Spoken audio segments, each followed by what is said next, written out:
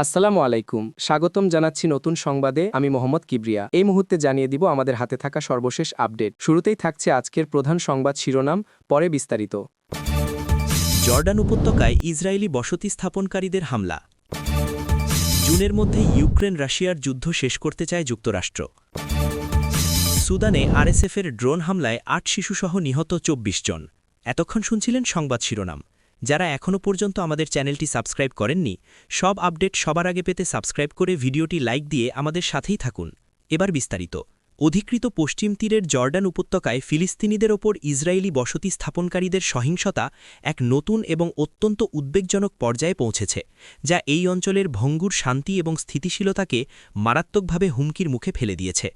বিভিন্ন আন্তর্জাতিক মানবাধিকার সংস্থা এবং সংবাদমাধ্যমের প্রতিবেদন অনুযায়ী সম্প্রতি শত শত সশস্ত্র ইসরায়েলি বসতি স্থাপনকারী জর্ডান উপত্যকার বেশ কয়েকটি ফিলিস্তিনি গ্রামে একযোগে হামলা চালিয়েছে। তারা ফিলিস্তিনিদের বাড়িঘর, খামার এবং যানবাহনে আগুন ধরিয়ে দিয়েছে, নিরীহ গ্রামবাসীদের উপর শারীরিক হামলা চালিয়েছে এবং তাদের গবাদি পশু লুট করে নিয়ে গেছে।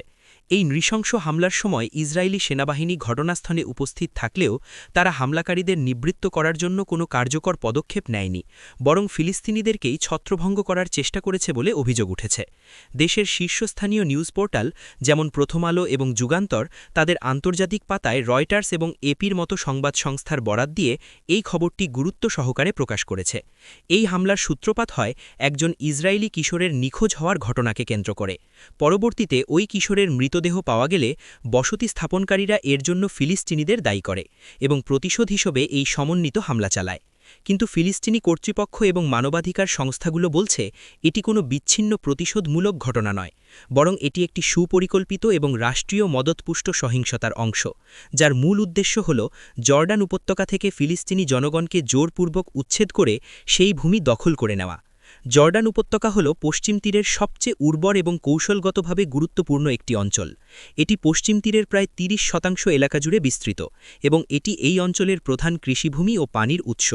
ইসরায়েল দীর্ঘদিন ধরেই এই অঞ্চলটিকে তাদের নিরাপত্তার জন্য অপরিহার্য বলে দাবি করে আসছে এবং আন্তর্জাতিক আইনকে উপেক্ষা করে সেখানে একের পর এক অবৈধ ইহুদি বসতি স্থাপন করে চলেছে। প্রধানমন্ত্রী বেঞ্জামিন নেতানিয়াহুর বর্তমান কট্টর ডানপন্থী জোটে ইতামার বেনগভির এবং বেজালেল স্মোট্রিচের মতো চরমপন্থী বসতি স্থাপনকারী নেতারা মন্ত্রী হিসেবে রয়েছেন, যারা প্রকাশ্যে জর্ডান উপত্যকাসহ সমগ্র পশ্চিম তীরকে ইসরায়েলের সাথে সংযুক্ত করার কথা বলে থাকেন। তাদের এই উস্কানিমূলক বক্তব্য এবং নীতি বসতি স্থাপনকারীদের আরও বেশি বেপরোয়া এবং সহিংস করে তুলেছে বলে মনে করছেন বিশ্লেষকরা। এই ঘটনার পর ফিলিস্তিনি কর্তৃপক্ষ এর তীব্র নিন্দা জানিয়েছে এবং আন্তর্জাতিক সম্প্রদায়কে ফিলিস্তিনি জনগণের সুরক্ষা নিশ্চিত করার জন্য অবিলম্বে হস্তক্ষেপ করার আহ্বান জানিয়েছে। ফিলিস্তিনের প্রধানমন্ত্রী মোহাম্মদ শাতায়েহ বলেছেন, এটি রাষ্ট্রীয় সন্ত্রাসবাদ ছাড়া আর কিছুই নয়। ইসরায়েলি সরকার এবং তার সেনাবাহিনী এই অপরাধের জন্য সম্পূর্ণরূপে দায়ী। মার্কিন যুক্তরাষ্ট্র এবং ইউরোপীয় ইউনিয়নও বসতি স্থাপনকারীদের এই সহিংসতার ঘটনায় গভীর উদ্বেগ প্রকাশ করেছে এবং ইসরায়েলকে এই ঘটনার একটি পূর্ণাঙ্গ তদন্ত করে দোষীদের বিচারের আওতায় আনার জন্য আহ্বান জানিয়েছে। তবে সমালোচকরা বলছেন, পশ্চিমা দেশগুলোর এই উদ্বেগ প্রকাশ শুধুমাত্র কথার মধ্যেই সীমাবদ্ধ এবং তারা ইসরায়েলের ওপর কোনো বাস্তব চাপ প্রয়োগ করতে ব্যর্থ হচ্ছে। এই পরিস্থিতি প্রমাণ করে যে একটি দ্বিরাষ্ট্র সমাধানের সম্ভাবনা এখন কতটা ক্ষীণ হয়ে এসেছে এবং এই অঞ্চলটি একটি স্থায়ী বর্ণবাদী রাষ্ট্র বা অ্যাপার্থেইড স্টেটের দিকে এগিয়ে যাচ্ছে, যেখানে একদল মানুষ অন্য একদল মানুষের উপর তাদের পূর্ণ নিয়ন্ত্রণ প্রতিষ্ঠা করছে।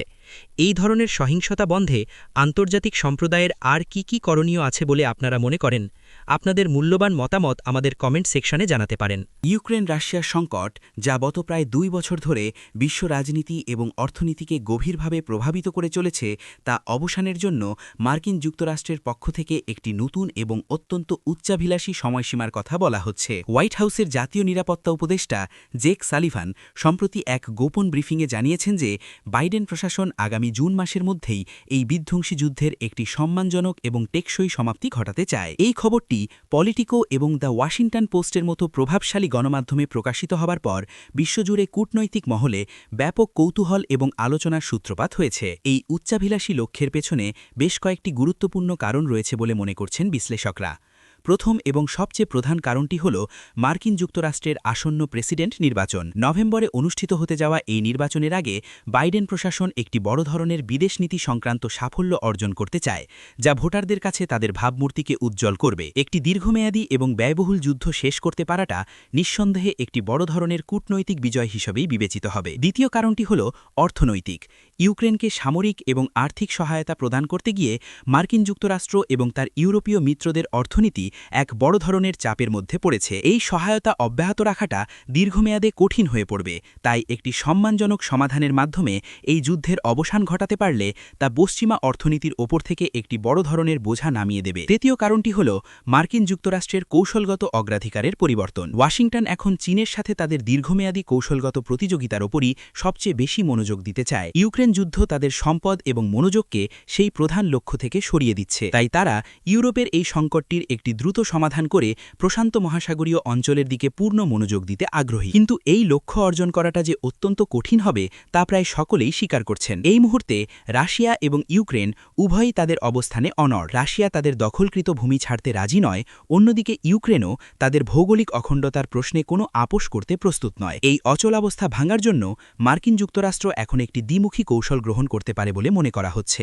একদিকে তারা ইউক্রেনকে আরও উন্নত এবং দূরপাল্লার অস্ত্রশস্ত্র যেমন F-16 যুদ্ধবিমান এবং ATACMS মিসাইল সরবরাহ করে যুদ্ধক্ষেত্রে তাদের অবস্থানকে আরও শক্তিশালী করার চেষ্টা করবে, যাতে তারা আলোচনার টেবিলে একটি সুবিধাজনক অবস্থানে থাকতে পারে। অন্যদিকে তারা চীন, তুরস্ক এবং ভারতের মতো দেশগুলোকে ব্যবহার করে রাশিয়ার ওপর কূটনৈতিক চাপ সৃষ্টি করার চেষ্টা করবে, যাতে প্রেসিডেন্ট পুতিন একটি বাস্তবসম্মত সমাধানে আসতে রাজি হন। এখন দেখার বিষয়, মার্কিন যুক্তরাষ্ট্রের এই নতুন এবং উচ্চাভিলাষী পরিকল্পনাটি কি সত্যিই জুন মাসের মধ্যে কোনো ফল বয়ে আনবে, নাকি এটি শুধুমাত্র একটি নির্বাচনী প্রতিশ্রুতি হিসেবেই থেকে যাবে? এই ধরনের একটি জটিল ভূরাজনৈতিক অচলাবস্থায় একটি বাস্তবসম্মত এবং টেকসই শান্তি প্রতিষ্ঠার জন্য আর কি করণীয় আছে বলে আপনারা মনে করেন? আফ্রিকার দেশ সুদানে চলমান ভয়াবহ এবং রক্তক্ষয়ী গৃহযুদ্ধে একটি অত্যন্ত মর্মান্তিক এবং হৃদয় বিদারক ঘটনা ঘটেছে, যা বিশ্বজুড়ে ব্যাপক ক্ষোভ এবং নিন্দার জন্ম দিয়েছে। দেশটির আধা সামরিক বাহিনী র্যাপিড সাপোর্ট ফোর্সেস বা RSF রাজধানী খার্তুমের দক্ষিণে অবস্থিত একটি ঘনবসতিপূর্ণ এলাকায় একটি ড্রোন হামলা চালিয়েছে, যাতে 8টি শিশুসহ অন্তত 24 জন বেসামরিক নাগরিক নিহত হয়েছেন। এই ঘটনাটি সুদানের গৃহযুদ্ধের নৃশংসতা এবং সাধারণ মানুষের চরম দুর্দশার একটি ভয়াবহ চিত্রকেই তুলে ধরেছে। স্থানীয় প্রত্যক্ষদর্শী এবং মানবাধিকার কর্মীদের বরাত দিয়ে আন্তর্জাতিক সংবাদ সংস্থা যেমন রয়টার্স এবং AFP জানিয়েছে যে RSF-এর ছোড়া একটি ড্রোন একটি বাজারের কাছে অবস্থিত একটি বাড়িতে সরাসরি আঘাত হানে, যেখানে বেশ কয়েকটি পরিবার আশ্রয় নিয়েছিল। এই হামলায় বাড়িটি পুরোপুরি ধ্বংস হয়ে যায় এবং এর ভেতরে থাকা অধিকাংশ মানুষই ঘটনাস্থলে নিহত হন। সামাজিক যোগাযোগ মাধ্যমে ছড়িয়ে পড়া বিভিন্ন ছবিতে দেখা যাচ্ছে উদ্ধারকর্মীরা ধ্বংসস্তূপের নিচ থেকে হতাহতদের, বিশেষ করে শিশুদের মৃতদেহ বের করে আনছেন, যা এক অত্যন্ত করুণ এবং হৃদয় বিদারক দৃশ্যের অবতারণা করেছে। সুদানের সেনাবাহিনী এবং RSF-এর মধ্যে গত বছরের এপ্রিল মাস থেকে ক্ষমতার দখল নিয়ে এই রক্তক্ষয়ী সংঘাত শুরু হয়। এই যুদ্ধে এখনও পর্যন্ত হাজার হাজার মানুষ নিহত হয়েছেন এবং লক্ষ লক্ষ মানুষ তাদের ঘরবাড়ি ছেড়ে পালিয়ে যেতে বাধ্য হয়েছেন, যা বিশ্বের অন্যতম বৃহৎ অভ্যন্তরীণ বাস্তুচ্যুতি সংকট বা ইন্টারনাল ডিসপ্লেসমেন্ট ক্রাইসিস তৈরি করেছে। এই সংঘাতে উভয় পক্ষই, বিশেষ করে RSF, ঘনবসতিপূর্ণ শহুরে এলাকায় ভারী অস্ত্র যেমন আর্টিলারি, রকেট এবং সম্প্রতি ড্রোনের মতো অস্ত্রের নির্বিচার ব্যবহার করছে বলে অভিযোগ উঠেছে। মানবাধিকার সংস্থাগুলো বলছে, এই ধরনের নির্বিচার হামলা, যেখানে সামরিক এবং বেসামরিক লক্ষ্যের মধ্যে কোনো পার্থক্য করা হয় না, তা আন্তর্জাতিক মানবিক আইনের সুস্পষ্ট লঙ্ঘন এবং এটি একটি যুদ্ধাপরাধের শামিল। তারা এই ঘটনার একটি স্বাধীন এবং নিরপেক্ষ তদন্তের দাবি জানিয়েছে এবং এর জন্য দায়ী ব্যক্তিদের বিচারের আওতায় আনার জন্য আন্তর্জাতিক সম্প্রদায়ের প্রতি আহ্বান জানিয়েছে। সুদানের এই গৃহযুদ্ধ শুধুমাত্র দেশটির অভ্যন্তরেই একটি ভয়াবহ মানবিক বিপর্যয় তৈরি করেনি, এটি পুরো হর্ন অফ আফ্রিকা অঞ্চলের স্থিতিশীলতার জন্য একটি বড় হুমকি হয়ে দাঁড়িয়েছে। বিভিন্ন আঞ্চলিক এবং আন্তর্জাতিক শক্তি এই সংঘাতে বিভিন্ন পক্ষকে সমর্থন দিয়ে আসছে, যা পরিস্থিতিকে আরও জটিল এবং দীর্ঘস্থায়ী করে তুলছে। জাতিসংঘ এবং আফ্রিকান ইউনিয়ন একাধিকবার যুদ্ধবিরতির জন্য আলোচনা আয়োজন করার চেষ্টা করলেও তা বিবদমান পক্ষগুলোর অনমনীয় মনোভাবের কারণে ব্যর্থ হয়েছে। এখন দেখার বিষয়, এই সর্বশেষ এবং মর্মান্তিক বেসামরিক প্রাণহানির ঘটনাটি কি আন্তর্জাতিক সম্প্রদায়কে এই বিস্তৃত যুদ্ধ বা ফরগটেন ওয়ারের প্রতি নতুন করে মনোযোগ দিতে এবং একটি স্থায়ী শান্তি প্রতিষ্ঠার জন্য আরও কার্যকর পদক্ষেপ নিতে উৎসাহিত করবে, নাকি সুদানের সাধারণ মানুষ নীরবে এই দুর্ভোগ সহ্য করেই যেতে থাকবে? একটি দেশের অভ্যন্তরীণ সংঘাতে বেসামরিক নাগরিকদের সুরক্ষা নিশ্চিত করার জন্য আন্তর্জাতিক সম্প্রদায়ের ভূমিকা কী হওয়া উচিত? আপনাদের মতামত কি? দর্শক, এই ছিল আমাদের আজকের বিস্তারিত আয়োজন। প্রতিটি খবরই আন্তর্জাতিক অঙ্গনের চলমান পরিস্থিতিতে অত্যন্ত গুরুত্বপূর্ণ এবং আমরা চেষ্টা করেছি প্রতিটি বিষয়ের গভীরে গিয়ে একটি নিরপেক্ষ এবং বস্তুনিষ্ঠ চিত্র আপনাদের সামনে তুলে ধরতে। আপনাদের মূল্যবান সময় দিয়ে আমাদের সঙ্গে থাকার জন্য অসংখ্য ধন্যবাদ। যদি আমাদের এই পরিবেশনা আপনাদের ভালো লেগে থাকে এবং তথ্যবহুল মনে হয়, তাহলে অবশ্যই ভিডিওটিতে একটি লাইক দেবেন। আপনাদের প্রতিটি লাইক আমাদের আরও ভালো কাজ করতে অনুপ্রাণিত করে। আর আপনি যদি আমাদের চ্যানেলে নতুন হয়ে থাকেন এবং এই ধরনের নিরপেক্ষ এবং গভীর বিশ্লেষণমূলক খবর নিয়মিত পেতে চান, তাহলে এখনই চ্যানেলটি সাবস্ক্রাইব করে পাশের বেল আইকনটি অন করে রাখুন।